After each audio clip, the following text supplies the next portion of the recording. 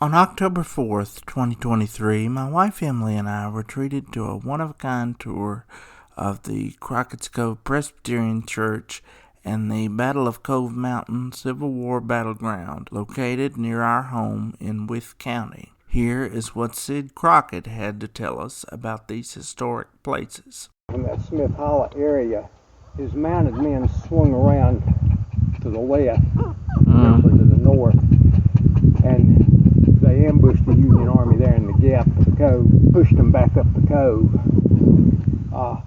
Morgan's plan was to push them up here and force a surrender of some kind to defeat the army. But it was late in the afternoon. They came up this far, and night came. The battle was cut off because late in the day, the Union Army camped right here around the church that night. And then Morgan's plan was to finish the battle the next day, but during the night there's an old home that's fallen in back over the hill up here. There's still an entrance. I rode up the road a few minutes ago and the gate's open up there, but it's an old brick house. It was one of the Crockett houses, and during the night the Union soldiers went up there and they got a slave one way or another, Uncle Peter. John Johnson can tell you a lot about Uncle Peter. Uncle Peter was given his freedom, and he led the Union Army out of the cove over the mountain, which at night in the dark would have been a real trip, I'm sure, but he led them over the mountain and into Pulaski County. So from Morgan's point of view, the battle was never finished. Okay. And but the next morning after that, ladies from that same house came down to see what was here. The church were a mess, but there were 17 wounded soldiers here still in the church, and they took care of them and eventually sent some of them to Wytheville, where they did become prisoners of war. But there were 7 that didn't make it, and 7 are buried here on the church grounds somewhere. We don't know exactly where. The records say behind the church. Our dream is sometimes to get us a little shelter built out here. We don't want to attach anything to the church. I'd like to have a shelter with a little kitchen and bathrooms out here. But we need to locate those graves, and I think that could be done with the sound and equipment some of these people have now. I know Radford has done some at the Old St. John's Church and helped locate some Union graves there. But and you don't have the names of these 7? No, we don't. But it follows interesting. Zach talking about people that have come here, and we have services once a month out here during the summer, spring, fall, and summer. And we had another lady that came out one night last summer. She'd called, and I'd told her when the church was open and stuff, and she came to a service. And she had an interesting letter that was written from one of the men that was in Averill's unit, and written to her great-grandparents or part of her family. And it told about her relative who had been severely wounded in the battle north of Wytheville, and he had been left in a church about 8 miles north of Wytheville, and he was there with a severely wounded person. Well, he was not one. His name didn't come up with the rolls of the ones that were captured. She came out here and she said, well, we found where he ended. And she thinks he was one of the ones that's buried here. But it's interesting to me how many people like that are still interested and are still tracking some of those things down. Now, when you say they were taken to Wytheville to become prisoners of war, where did they take them? I'm not sure where they ended up. Those prisoners and the lady that was here, that her grandfather was, they ended up in Abingdon. And that must have been some kind of a holding facility or something in Abingdon. Of course, the railroad still ran through Wytheville, and that's what the Union was trying to get to. Right. Other parts of that story, the old big white house that came by that was Dr. Palmer's, and it's been sold again. Dr. Palmer had that house remodeled, and I have not been in it since. He was going to have me come in, and then he moved away. But that house is built around the original settler of the Cove, John Crockett, the first John Crockett in the Cove. and supposedly he's got the walls exposed now where you can still see actually some of the logs and stuff like that of that original cabin that house is built around. And it has that old building that was the rock kitchen in the yard. During the battle, the story is that the ladies and slaves in that house, they didn't have much, didn't have enough food for themselves, but they made corn cakes or hoe cakes, and they fed the Union Army out that big window on the other side of that house. Which you know was good cornbread. And they say that the reason that, of course, that late in the war, Grant's orders were pretty much scorch the earth, and this was part of Grant's command. But because the Union Army was well treated here, they were fed there. They got a slave to lead them out of the cove down there. They didn't burn the barns and the buildings and the churches, right. And that's why things survived pretty well, is because the Union Army was well treated by the people here in the cove. Is the story as I've always been told, which makes sense, I think. The Union Army was there. The slaves would have been able to follow the Union Army anyway, but the story that I've always heard is that they gave him his freedom and let him go. But the other part of that story, and John's story, it's interesting to talk to John Johnson about it. And of course, he's descended from the slaves here. Right. And John said that Uncle Peter came back, and there's no question about that. Wasn't too awfully long, but Uncle Peter came back home, and I'd always heard that he lived here in the cove and worked the farms and was pretty well received. John says that he was kind of shunned after that, and wasn't as welcomed. But there again, those are old stories and family stories. John Crockett and Alan Crockett, I would assume they are your Crockett?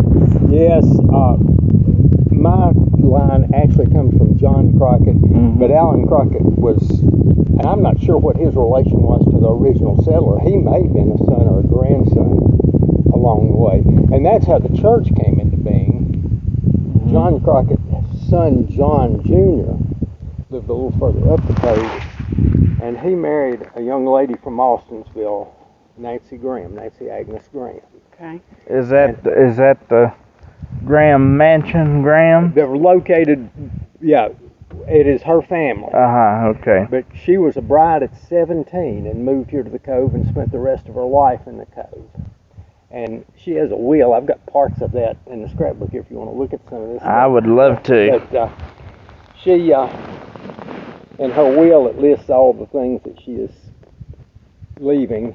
And she ends, and she's got a paragraph that ends and says, and the rest of my estate is to be used to build a Presbyterian church in the cove on the land of William Crockett in the cove. And her son was William Crockett, and this was his land, and this was the place. She died in 1853, and the will was divided up, and actually there was about $1,150-some that's in there, how much was left, and they took that and built the church here, and the church was opened in August of 1858. And there's one of those Lewis Miller drawings that's in the Historical Museum in Richmond, an original of that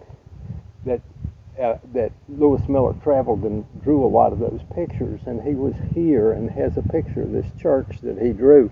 It's interesting, and I've attended, Nancy and I were in Williamsburg a few years ago. We love Williamsburg, and we were in the Presbyterian meeting house, they call it there, and looking at the stuff, and there's a copy of Lewis Miller's drawing of the Cove Church in Wythe County in that Presbyterian, and it talks about the early settlers coming this way and the early Presbyterianism, and I've intended ever since. I've actually got as far as getting my picture taken and ready to send them, but I do need to send them a picture of this church, let them know that it is still here and still active many years later. But if you're in Williamsburg, go to the Presbyterian meeting house, and that's real interesting too, compared with the big Episcopal church and the Church of England, stuff like that. The Presbyterian meeting house is a reproduction. But that's part of where the Presbyterians in this area came from. They came in the two streams we're talking about in the history. Some came from that area and some came down the valleys from the Philadelphia area. They became the old school and the new school Presbyterians. So this church is here, on the one hand, thanks to the gentility of us with county people, and on the other hand, thanks to Nancy Graham Crockett, who left the money to have it built. And it's been used by a lot of different people. For a long time in the 1800s, 1870s and 80s, both the Methodists and the Presbyterians met here, and technically their services, they alternated services by the week. But I expect the people were probably pretty much the same, and the ministers, you had a Presbyterian one week and a Methodist one week, but the people, I'm betting, were pretty much the same for either one. I would say. And then the Methodist, I think in the 1880s, built Mountain View that's right up the Smith Hollow Road, and that's when the Methodists quit using it. But it's been used by lots of people, odds and ends since. I've got some pictures I took last night. We had a full house in here last night. Beautiful. Well, that's wonderful. The Mennonite congregation comes out once a year and has a hymn sing. It's open in there, and they don't have the rugs and carpet, and interesting how they got started. We have our third Sunday night service, and usually they have services on third Sunday nights. But in June, we shift ours to fourth Sunday night because of Chautauqua. And we've got a pretty good group. We've had as many this summer as 50 here now. Our September service was down. That was at one of those drizzly, rainy Sunday afternoons. And right. We had, I think, about 22 or 3. But we've had as many as 50 on our good summer nights out here. And we're getting more people, these newer houses in the Cove. That's wonderful. Which I think is good, and it's a good service. We couldn't operate it without the church in town. So far, the Presbyterian Church has been willing to keep that as part of, and sometimes they give us a pianist. We don't have that right now. We have to do our own there now. But we do make, this church makes a donation to the town church. Probably not enough to cover Pastor John, but enough to keep the doors open. I'm a very spiritual person, and I'm not talking about paranormal or that sort of thing, but you can feel the history, if you know what I mean. Well, and I'll go to the paranormal. The scouts have come out here several times when we had an active scout troop at the Presbyterian Church in Withland. They would camp out here in the corner, and it's a good place for them to spend the night out here camping and stuff. And they did some service. They helped us clean up brush and stuff like that. It was a good deal both ways. Right. But one of those parents, and I've forgotten who it was into the paranormal stuff, and she wanted to come out one night and do her sounding stuff and listen. Right. And I let her come, and she assured me that she made contact with the spirits out here. So if you're into it. Now I've noticed there's a monument up here or something. There are several markers that have been dedicated different, taking Confederate markers down a few years ago. John Johnson was talking about that a couple of years ago. But this one, to me, is more just a historical marker. It's not in honor or memory of the Confederacy or anything. And actually, and it says over there on that one, the old brick church in the heart of Crockett's Cove, founded 1853. Yeah, that's when the congregation was founded. The church wasn't completed for about another 5 years. Yeah, 1858. Yeah, the church, I think, met in houses. The congregation did for a while. And let's say that she left in her will the money to build a church. And that's, the money that she left is the result of what you see here. Yeah. Right. Yep. It's been changed a little bit. The brick pillars on the sides, of course, were added to strengthen those sides. They were added sometime in the 50s. The floor has been replaced.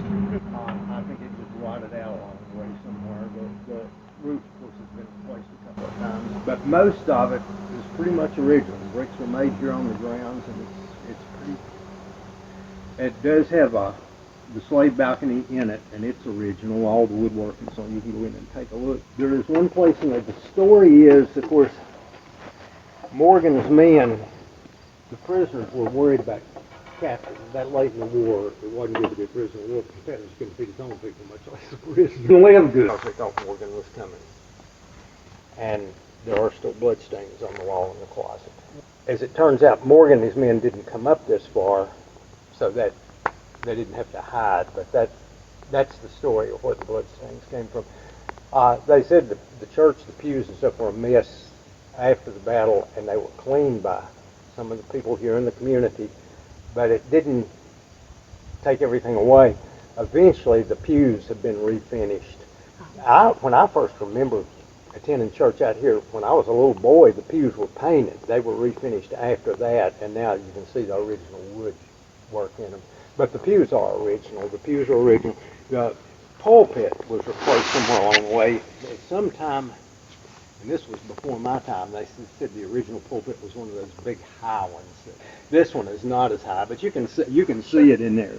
Okay, the steps are original. The balcony is original. There was a closet under the steps, which is all original. This edition, and that time when we had Bob Button here, Bob loved them. Bob said that's the hymn book I grew up with. These go back to the 1940s. We've got a few of the original ones here. The church was closed during the Depression. In 1940, Andrew Bird became minister of the church in Whistle. He reopened this one, and he opened the old chapel at Jackson's Chapel. He was Presbyterian for years. And at that time, they redid a lot of stuff. But I guess the original hymn books that we're using now were purchased then. It's kind of interesting. We run about short of them. And I'd been online and I could find one or two, here somewhere. Got to thinking about it and was talking to Billy Rice one day. I think I've got a set of those in the basement of the chapel at the children's home. Somebody had donated to the children's home an old set of hymnals. Using them, and the ones in the bottom of the box had gotten moisture, gotten wet. We had to throw some of them away. Billy Rice gave us a set, so now we have plenty of hymn books. Well, to be right here in Whitfield, after I was looking everywhere. The children's home has a chapel of it. On the west end of town, on 20th Street, there's that stone church out there, built as Jackson's Presbyterian Chapel, as a chapel of the Whitfield Church. It was closed by the Presbyterians, probably in the 70s. And there is another church that's purchased it and is having services there, but it's not Presbyterian anymore. Under Andrew Bird, the Presbyterian Church operated that chapel, and this one is a chapel. And this one we've been able to continue. I say this church's connection was off and on in the early years. It shared other ministers with the Whitfield Church in the 1800s on up through about 1920. Mm-hmm. But then it was closed, and after Andrew Bird helped in the reopening, it has maintained a kind of a chapel relationship with the Whitfield Church, and that's where most of the churches provides as a minister, and most provided as a pianist, but right now we're not. Yes, it worked as a school, and there's some names in that closet in there of people that were here then. It was used as a school. Following that, there was actually a school built right across the road beside the cemetery there where Meade Lewis's house is, Sunnyside School. Meade still, I think he's on his license plate, Sunnyside, but that's from, those classes did meet here in this church at one time. A lot of people have asked about it. We've had a lot of people just stop by when we've been out here when we were working. Lots of times people will come in and say just what you say. I always wanted to come in. Tell them they're welcome and try to get them to come back on Sunday nights. And what we have is just Pastor John gives a short message. We have an introduction, scripture, and things like that, and then for the most part, just have a hymn sing where people call out the old. We have a little Cove hymn book here that was put together just of those old-fashioned country hymns. Come from it. Some come from the Green Hymnal, and just have about a 20-minute hymn sing, and a lot of people out here really seem to enjoy that. So. It is the church's symbol. It is not as old as the church. I've had some people say, well, your Union soldiers are probably in the cemetery. No, the cemetery wasn't here until the 1890s. I think the oldest grave out there is 1891. We've done some work on it.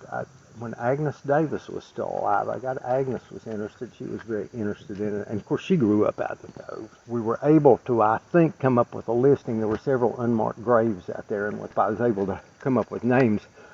So we've got about 8 stones that we've got markers out there.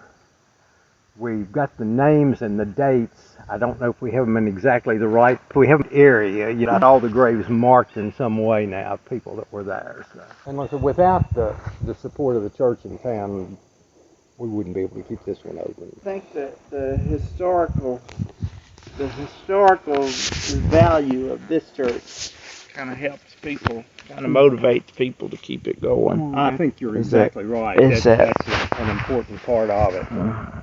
And as you mentioned, as we talked about, you know, had it not, I mean, these battles, you hear about the big battles, you know, Gettysburg and Antietam and everything like that, but these were very crucial battles. These were important, and like I said, this area was very important in supporting Lee's army, both for food and munitions. Number one. The lead mines and the lead and the iron came from this area right here. Right out of that shot tower. Yeah. And I think that's what I did an interview with the librarian of Virginia on my podcast back in May. Oh, okay. And that's what I was trying to get her to understand. You know, she wasn't aware, I think, of how important, not only to Virginia history, but to American history, the places of Wythe County are very much so. Wythe County, it was very crucial to it. Was in the center of the road west at that time too. Right. Thousands of people passed through here. And even today, we are 7781 is halfway point between Florida and the Great Lakes. The Great Lakes to Florida. This whole system.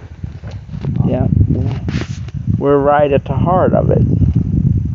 So I think it's a shame that Disney didn't make it here. Well, it probably is. I think it's a shame. I think, you know, of course I'm a Disney nut, but you know, Mickey Mouse is still one of my heroes. Well, ours too. But I think, you know, I think we really missed out not having that here, as far as economically. Oh, it would have been unbelievable what a difference it was. Right. So you got a scrapbook, you said? Yeah. John brought a group out here a few years ago, and that's when I took those pictures of people who were descended from the slaves. Beautiful. That had actually, their ancestors had worshipped in the balcony out here, and that's what those are. The balcony is known as the Slave Gallery. The Slave Gallery, yeah. Becky Absher, I know her, and Davy Davis, and Dr. John DiOrio. Linda was who got me to do this. Yeah, do this she's the one story. that called you, I bet. Yep, she sure did. Yep. Well, I do think it's interesting. This church only has the one front door. A lot of these old churches, you know, had two front doors.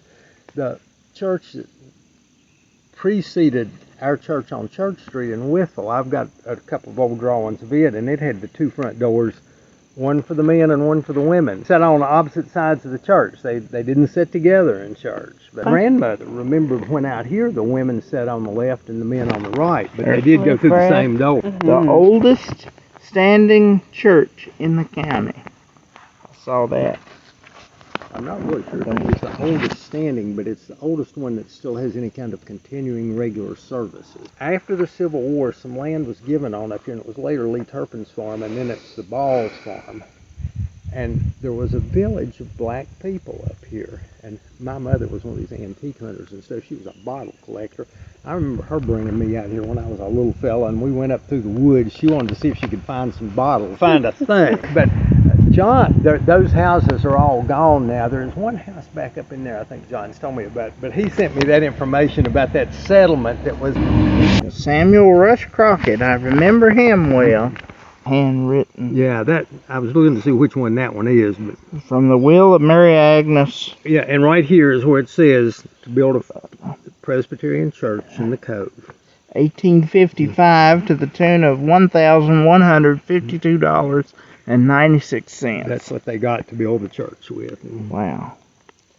And that was quite a substantial amount. That was a lot more then than it is now. Well, and it built a church. Now, did you know this Miss Nancy Agnes Graham? She was my great great-grandmother. Lewis Miller drawing again. Very nice. And it's pretty accurate. He doesn't, they said it doesn't have the two windows over the door, but otherwise it's pretty close. December 27, 1941. Written a Christmas letter to each of you, and thank you. The letter from Andrew Bird, I think, isn't it? Yeah. Yeah. Christmas gift to me when Santa Claus gave it to me in the church last Tuesday night. Thank you all. And on next Sunday, I'm preaching at Jackson Chapel. Now, Jackson Chapel, that's was that in Austinville? That's the one in Withville. It was on the west end of Withville, in the area that used to be what the old Camp Jackson during the Civil War. And that church is still there. Like I said, it's not Presbyterian anymore, but it is still a church. Did you not partner with Galena Church out in Ivanhoe for a while? A little, not very much. This one didn't do very much. This one partnered with Anchor of Hope and Max Meadows at one time, and it partnered with a Presbyterian church in Bland at one time. Wow. And then, like I said, off and on through the years, it had several different ministerial relationships with the Whitfields. Our Christmas service is our biggest regular service, and it's kind of funny. It goes back to the 70s, and the kids out here in the cove decorated the tree. Well, Chris King up here was in high school then, and he got a huge tree, and there was no way they had decorations for it. It went all the way to the ceiling in there, and didn't know what to do, so they took, Nancy was it was the 4-H club. Nancy was one of the extension agents then, and they mixed up snow and just had a snow tree in the front. And Tom Sproul gave a beautiful story about the beauty of the tree and the simpleness of the tree and the meaning of the Christmas trees. Pioneer Mother Bear story. fights Big Bear.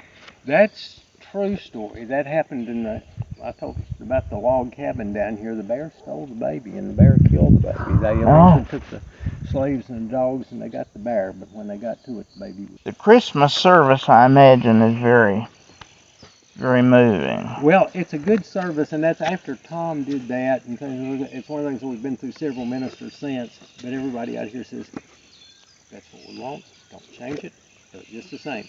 And it is a candlelight service. We have set of readings that we have members of the congregation do, and then they have a reading and then sing a hymn like the shepherd's story, and then sing one of the shepherd hymns, and it ends, turn out all the lights, and everybody has get the candles, they go in and we light the candles and sing Silent Night. And that starts at what time usually? Usually do it at 7:30 on the third Sunday before Christmas, on December, whatever the third Sunday from April to December, and we've usually gotten along pretty well. But I can't thank you enough for your time. Okay.